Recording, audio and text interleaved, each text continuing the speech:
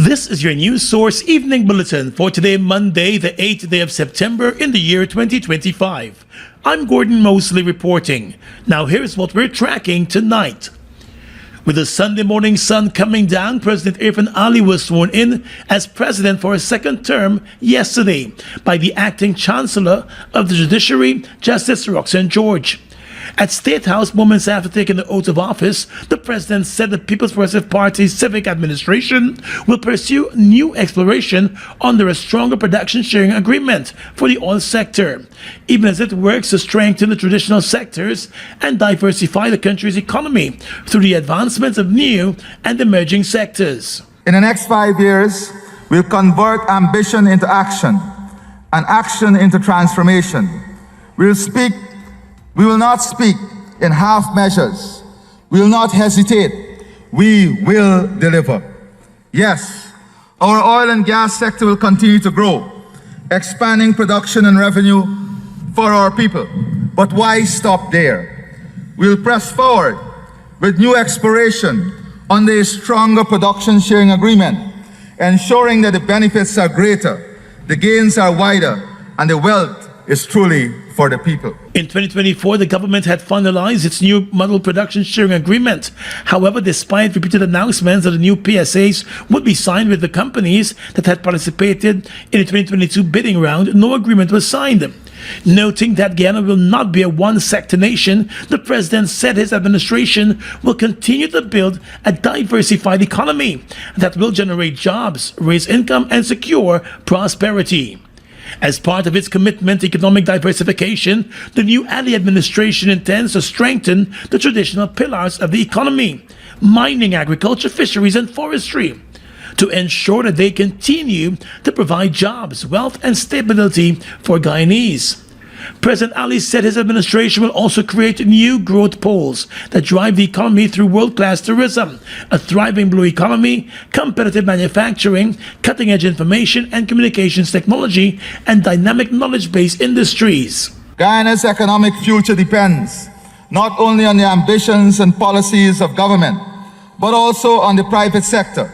A private sector ready to drive wealth and job creation. Success will come when businesses pursue growth while ensuring fairness to their workers, upholding social responsibility, and contributing to the broader well-being of our society. It is this partnership between government and a responsible, forward-looking private sector that will propel shared prosperity. He also assured that his administration will put the infrastructure in place to advance the work of the private sector and to remove the red tape that often acts as a hindrance to its growth. He said the government intends to invest boldly in the infrastructure sector that underpins growth, creates jobs, and unlocks opportunities for citizens. In the next 6 weeks, planning and preparation begin for a suite of major projects. A brand new Berbice River Bridge, a bridge across the Quarantine River with Suriname, a second gas-to-shore plant in Region 6, the establishment of an economic zone in Berbice, the construction of a deep-water harbor, the expansion of the Damrar Harbor, the building of our national digital backbone through Digital Guyana project, and fertilizer and natural gas plants that will make Guyana an industrial powerhouse in the region. The next 6 weeks will see these projects advancing on track. The State House ceremony was open to the public and it was followed by a Sunday brunch and concert at the Kingston Seawall. More news coming up in just a moment.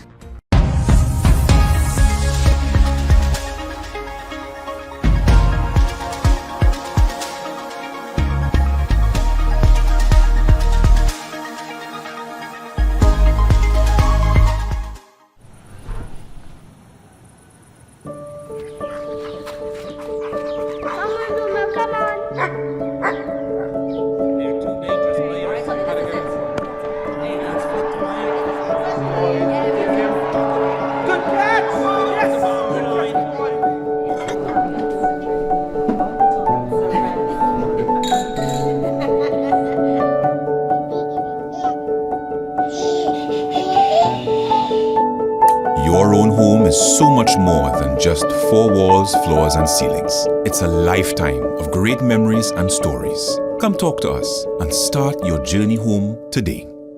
Republic Bank. We're the one for you. Courts presents the Home Event 2025, happening now at Court stores nationwide. It's the perfect time to refresh your home. Come explore new arrivals, bestsellers, and deals you can't resist. Discover the widest range of stylish furniture, cutting-edge TVs, audio systems, and appliances that are smart and energy efficient, all backed by the Court's low price guarantee. Our experts will help you choose what you need for your home. Shop with Court's Ready Finance and get more. Don't miss the Courts Home Event 2025. Courts, bringing value home.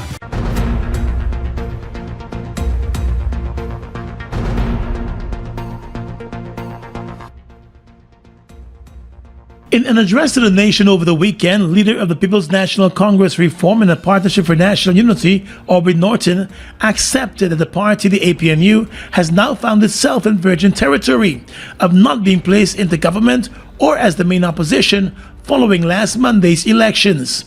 Mr. Norton, in that address, said the elections cannot be considered to have been free or fair, but contends that the APNU will re-emerge better and stronger. Consequence of September 1st, 2025 elections, which were not free and fair, our party has found itself in virgin territory of not being the governing party or the main opposition party. APNU, of which the PNC is a major party, has a wealth of experience in weathering political storms. We will come through this and we will be stronger and better. We will continue the journey towards the goal of making this society a prosperous and equal one in which all our citizens can enjoy all of the rights and benefits of the national resources of our country. I give you the assurance that the APNU will never abandon or desert you, however difficult the circumstances. As results of Monday's elections became clearer on Tuesday evening, Mr. Norton still expressed confidence that there existed a slim pathway to victory. That pathway vanished as the party took a hammering in its strongholds, losing the districts where it previously enjoyed widespread support for years. In his address, Mr. Norton made reference to the EU Observer Mission's preliminary report of the elections and its position that while the election day was peaceful, the playing field was not even, and the incumbent party had blurred lines with regards to the use of state resources for campaigning. Mr. Norton said although the APNU has several concerns, it still found it important to contest the elections and will now maintain its political space. By contesting the elections, our party has retained occupancy of political space that provides the opportunity to contest against the dictatorial tendencies of the PPPC and advance the cause of social and economic justice, free and fair elections, and a democratic culture in Guyana.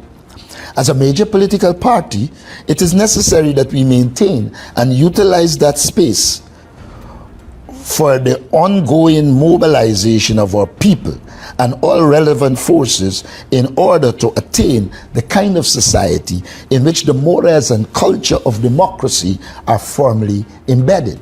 Norton said the PNC was knocked down before and was able to pick itself up and return to the seat of government. I appeal to all APNU supporters to watch with us at this critical hour. We are like the oak tree. We will re-emerge better and stronger. The APNU is coming out of the 2025 elections battered and bruised as the PPP returns to power and the recently formed Win Party heads into the parliament as the main opposition. Already there are calls for Norton to step down from the leadership position of the party as it heads into the National Assembly as a third force. President Irfan Ali made his first two cabinet appointments today, with the reappointment of retired Brigadier Mark Phillips as the Prime Minister and former President Bharrat Jagdeo as a Vice President. The two took their oath of office this afternoon at the President's office, with him praising their work over the years and their commitment to serving Guyana throughout their professional lives. These appointments represent the first of many appointments to be made to my cabinet and to public service. These appointments are evidence of placing the reins of our nation's development in the most capable hands. Hands that have been tried, tested, and proven in the annals of public service. The president said the prime minister and the vice president represent a unity of purpose and a diversity of skills that will support his government and the rest of the cabinet when appointed. To the people of Guyana, I say, look at the men standing before you, with Brigadier Mark Phillips as our Prime Minister and Dr. Bharrat Jagdeo as our Vice President. We have not just strength in government, but a guardianship, a team dedicated to protecting our gains and propelling us to even greater heights. Let us offer them our fullest support, our prayers, and our confidence as they embark on this sacred duty. President Ali is expected to make other cabinet appointments in the coming days.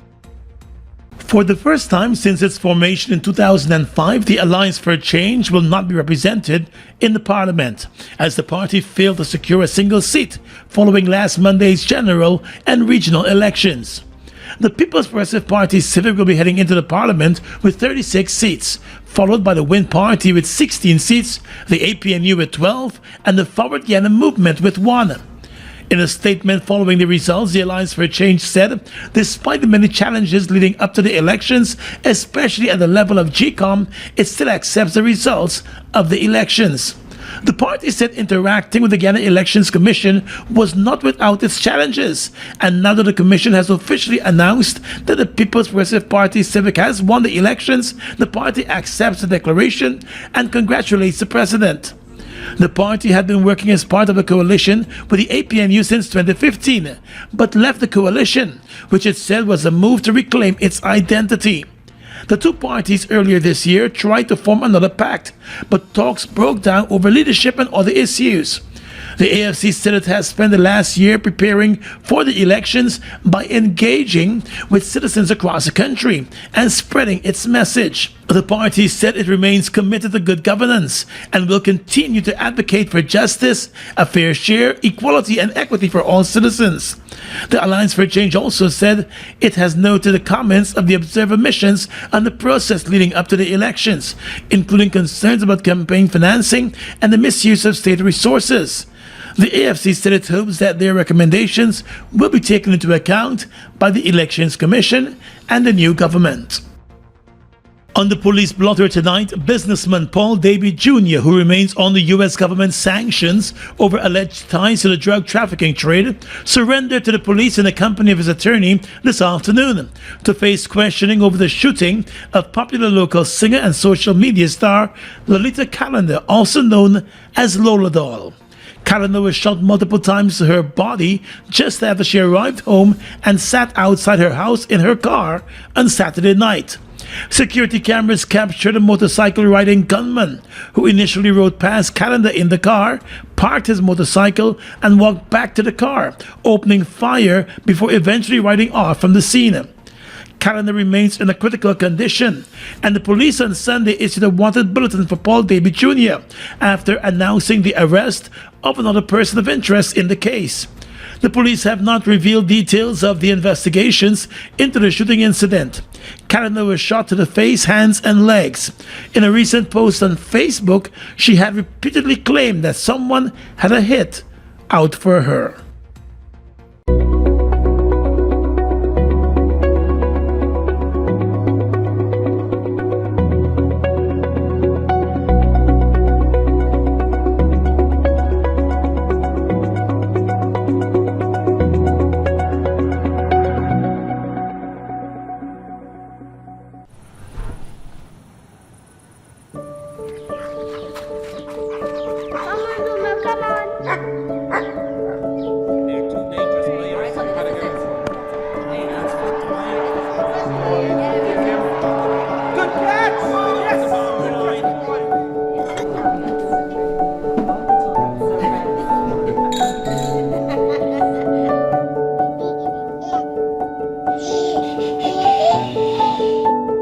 Your own home is so much more than just four walls, floors, and ceilings.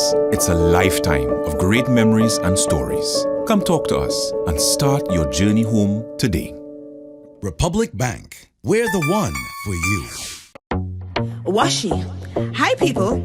Washing made so easy since I found Washi. Washing me use wash me clothes and I can say Washi soap powder wash clothes so nice. Washi soap powder leave your clothes color bright. Washi soap powder leave me clothes smelling nice, of course. So give thanks to Washi soap powder for doing my laundry right. Keep my clothes color bright. Have my clothes smelling nice for sure. I could not ask for more. Comes in lemon and original. It is a washing machine in a pack. Washi soap powder wash clothes so nice. Washi soap powder leave your clothes color bright. Washi soap powder have my clothes smelling nice, of course. Distributors located in the Stabrook Market. It all starts with one. Maybe it's one look, you know the one, or one touch, even one word. I can start with one step, or one promise, one thrill, one first time, one deep breath, one leap of faith, one day to remember, or one night to forget. One moment, so many stories that make up one crazy, average, everyday, fabulous life. We get one life, just one. Make your move. It all starts with one. In wake of last Monday's crushing defeat, leader of the PNC reform, Aubrey Norton, who led the APNU into the elections, must now gracefully resign and make way for fresh blood. That's the view of political analyst GHK Lal. APNU, for which the PNC reform forms a major bloc, not only lost the general and regional elections, it is no longer the main opposition in the National Assembly, having lost thousands of votes to both the PPP and the recently formed We Invest in Nationhood Party. During an appearance on Sources, Mr. Lal said having lost the elections, Norton should now hand over the baton. I think Mr. Norton should resign. I think he should do the gracious thing. I think he should do the honorable thing, the only thing that is available to him, and I have tried, and for whatever reason I didn't do as well. Therefore I must make way for somebody who can pick up the pieces. But while acknowledging the APNU's defeat, Lal said the odds were stacked up against Norton. He said Norton was undermined by those within his party who felt that he was not fit and proper to lead the APNU into elections. Mr. Norton was undermined within the party. Mr. Norton was undermined within his own party. And here is one piece of evidence, maybe two. How many of the stalwarts, the luminaries in the PNC, did we see out beating the bushes during the campaign trail? I would have loved to see the president, His Excellency David Granger, out there. I mean, he's not a campaigner per se, but I would love to see him out there saying, let's go get him. This is the PNC's time. This is Mr. Norton's time. And I am standing shoulder to shoulder with him, and I will go with him over the winning line. Where was he? Where was all the others that were part of his inner circle? Where were those ministers from before during the... He also said in the most demanding of times and during one of Ghana's most critical elections, Norton was a lonely figure. He said too that Norton did not help himself, explaining that while he was a good listener, he did not heed to a number of advice given. Mr. Norton didn't help himself. How so? Mr. Aubrey Norton was not the best friend of himself. He listened, he listens, he's polite, but he's already got his head wired one way. He's not, politics, you've got to be flexible. He wasn't flexible. He wasn't flexible. Politics, you've got to be adjustable. Politics, you've got to be adaptable. Politics, especially given his knowledge of how the internal mechanism of his own party was working, he had to be a lot of things. Aside from the challenges that confronted Norton at the level of the PNC and by extension the APNU, Lally reasoned that the APNU, along with the 4 other opposition parties, went up against a party, the incumbent PPP, that had enormous access to state resources, including the state press. Alluding to the preliminary report issued by the EU Election Observer Mission, Lally said it is a fact that the playing field was uneven, much to the benefit of the incumbent. Norton had said the elections were not free and fair in his eyes.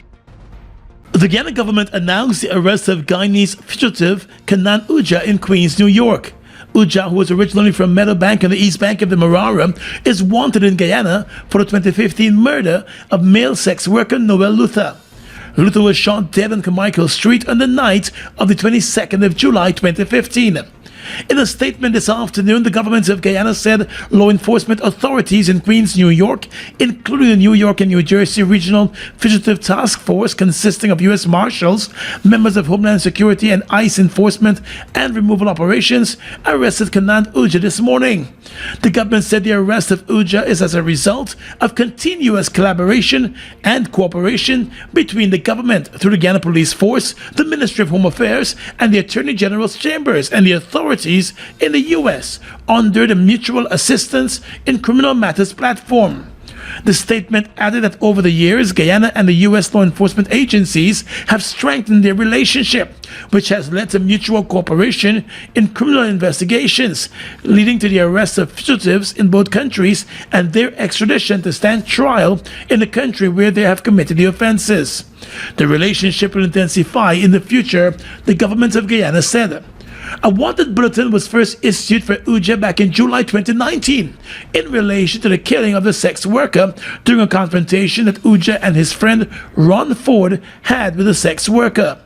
Ford was charged in connection with the murder and pleaded guilty to manslaughter in 2017, leading to a 20-year jail sentence. Uja has been on the run since then. The government did not indicate a timeline for his return to Guyana to face charges.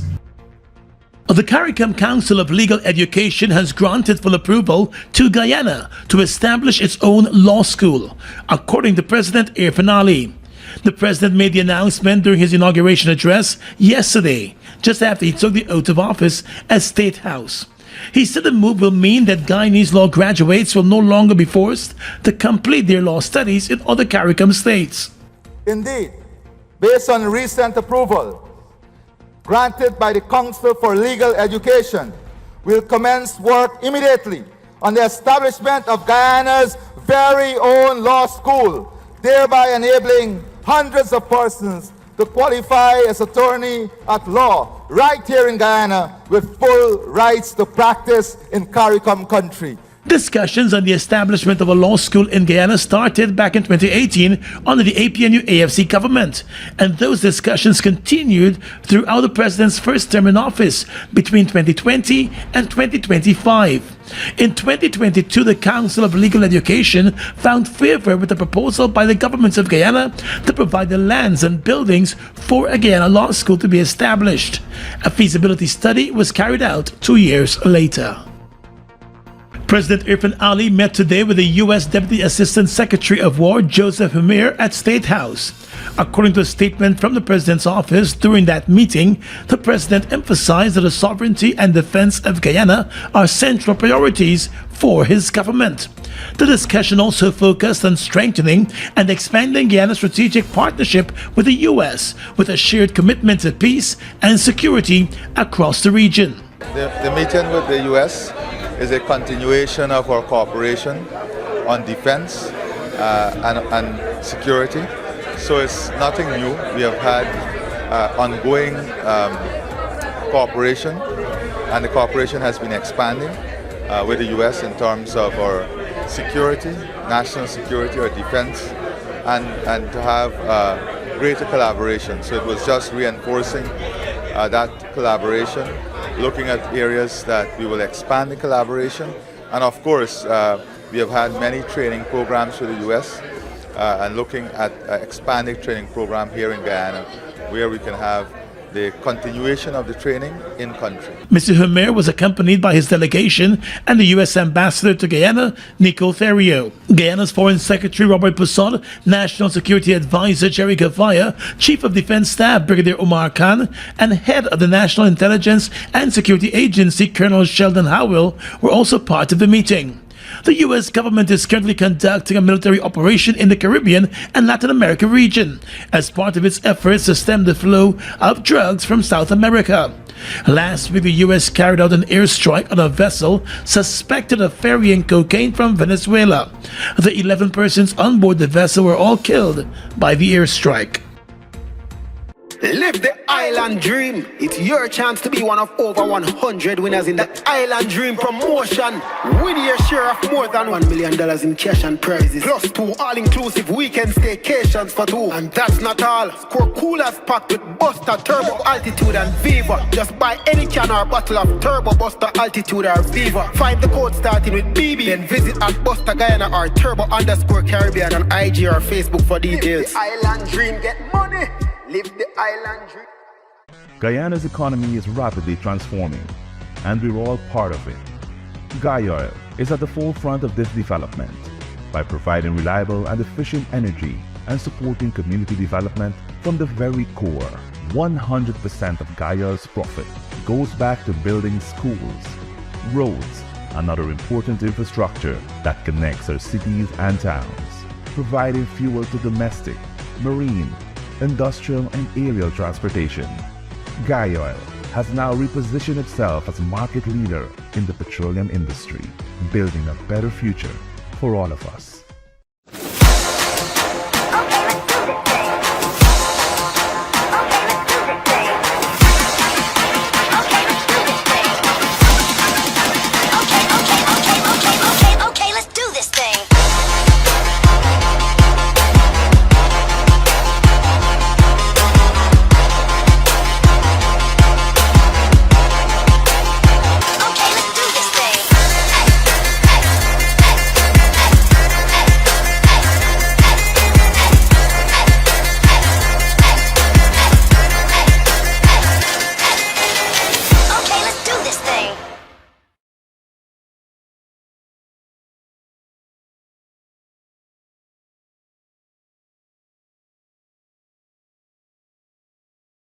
With your regional and international news tonight, I am Svetlana Marshall in the region. Venezuela pledged Sunday to sharply boost troops in coastal states to tackle drug trafficking, a move that comes after the U.S. ordered the deployment of an additional 10 fighter jets to Puerto Rico to carry out operations against drug cartels. According to Reuters, Venezuelan President Nicolas Maduro has ordered more troops in the region of Zulia State and the Paraguana Peninsula in Falcon. The defense minister said the area constituted a drug trafficking route. Some 25,000 troops are set to be deployed, up from 10,000. Tensions between Venezuela and the U.S. have escalated in the wake of President Donald Trump's new approach to fighting the war on illegal narcotics. The deployment of the jets adds to a U.S. military buildup in the Caribbean and comes after a U.S. military strike last week that killed 11 people and sank a boat from Venezuela, which Trump said was transporting drugs. Maduro has accused the U.S. of seeking a regime change.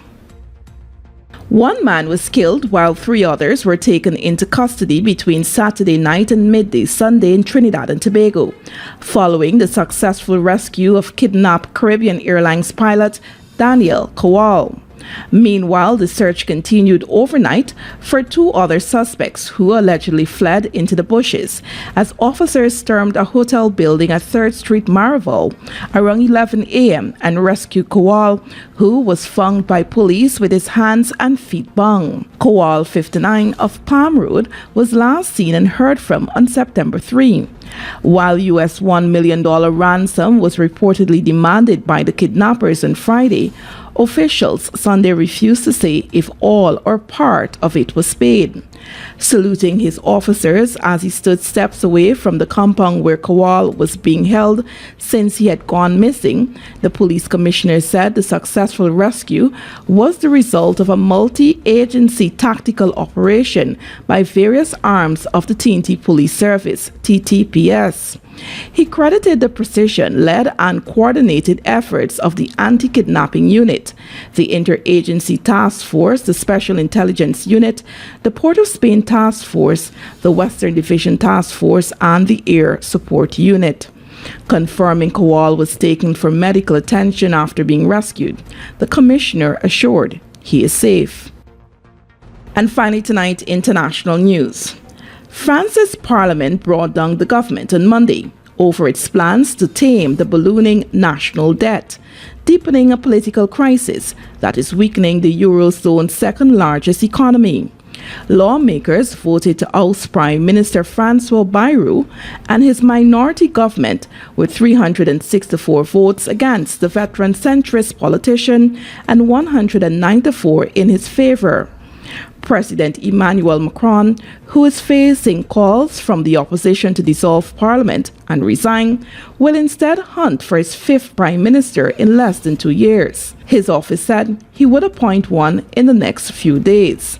The next government's most pressing task will be to pass a budget, the same challenges Francois Bayrou faced when he took office 9 months ago. Securing the backing of a very divided parliament will be equally hard. The Prime Minister had called the confidence vote to try to win parliamentary support for his strategy to lower a deficit that stands at nearly double the European Union's 3% ceiling and to start tackling a debt pile equivalent to 114% of GDP.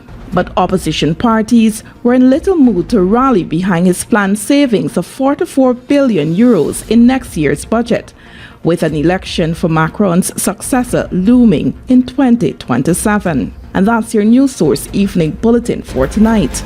I'm Svetlana Marshall, wishing you a pleasant evening.